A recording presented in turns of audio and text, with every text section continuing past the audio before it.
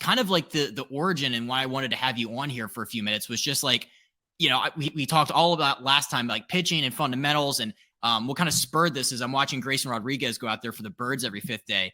And I've noticed a couple of things, and I wanted to get your pitcher's perspective on them.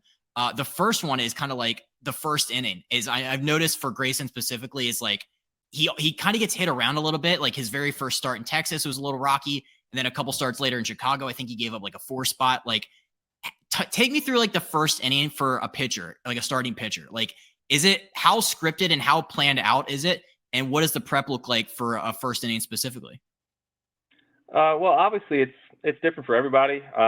You kind of one thing about the first inning is you, as a starter, you've been waiting around all day. You've known you've been pitching. You try and keep your routine the same. You try and kind of keep your nerves calm, but today's your day, and you're trying to wait all day to kind of get this time to start, and then it happens, and you kind of try and figure out what you have that day, and it's tough to sometimes get yourself motivated, not motivated, but just to kind of get that adrenaline going a little bit more, just because you've waited so long. Whereas I had the opportunity to pitch out of the bullpen and as a starter, and when you get that phone call, that was the first time that I ever really felt that, because I had been a starter for so long, and I was like, man, like I was amped up from the get-go as soon as that phone rang. Whereas you don't really have that as a starter, so that sometimes can be a hurdle that you just have to constantly deal with. Whereas some guys maybe they treat like their last couple pitches in the bullpen as as like a game situation, or at least as a first batter, just try and get yourself kind of going and get that game situation started. But it's just sometimes tough to kind of get over that hurdle, just because you're trying to pump yourself up and then also trying to find what you have that day. And sometimes it doesn't come until the second inning.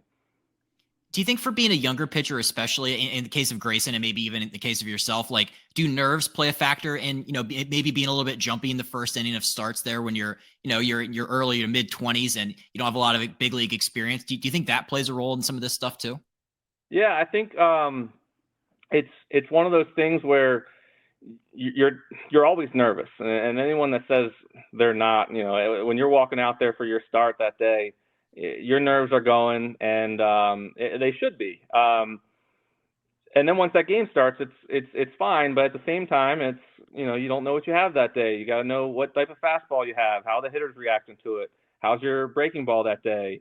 You don't really know until you get out there, as much as you throw in the bullpen. So and he's been pitching long enough to where he knows that, but doing it in the big leagues is definitely different. You can get away with a lot more in the minor leagues, and sometimes those first innings can be the game. And it's unfortunate, but I think those are just some growing pains that he's been going through. And I'm pretty sure if you look at his outing after the first inning, you'd probably be pretty happy with it. So I think that over time he's going to figure out how to handle that.